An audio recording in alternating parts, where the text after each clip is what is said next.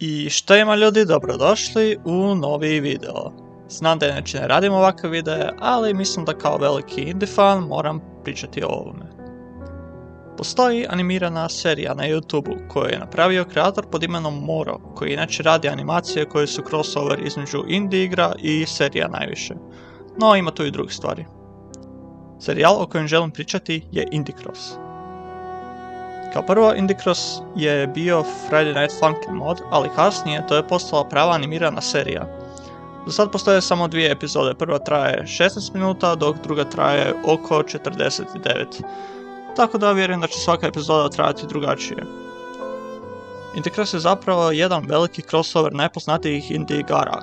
Radi se o tome kako su se u različitim svijetovima pojavili portali koji su teleportirali različite likove na isto mjesto. Kao glavne likove imamo Shovel Knighta iz igre Shovel Knight, logično, Cuphead, Madeline iz Celeste, Knight iz Hollow Knight, Frisk iz Undertale i da ne nabrajam. Uglavnom, likovi rade skupa da nađu način kako da se vrate u svoje svjetove, no pri tome ih pokušavaju zaustaviti roboti zvani Rogues, čiji su motivi još uvijek nepoznati.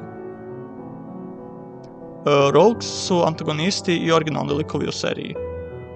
Što se tiče portala, oni su nastali kao rezultat kolosalne multiverzalne katastrofe što se može koristiti kao izvor energije ili alat, što god da to značilo.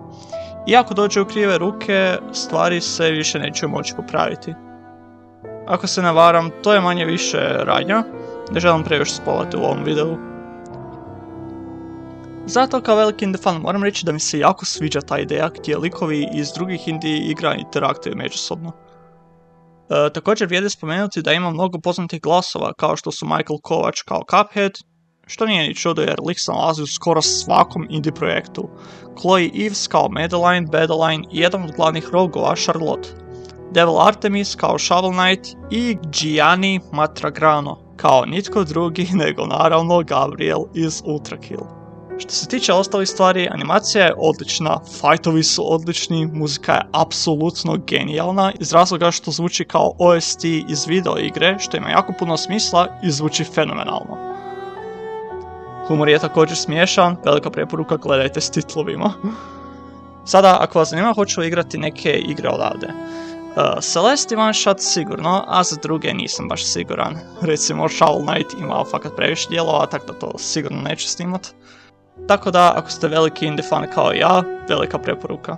Mislim da je to što hoću reći vezano uz Indie Cross, tako da hvala vam što ste pogledali ovaj video, malo drugačiji za promjenu. Ako vam se sviđa, možete slobodno lajkati i preplatiti se na moj kanal, puno bi mi značilo.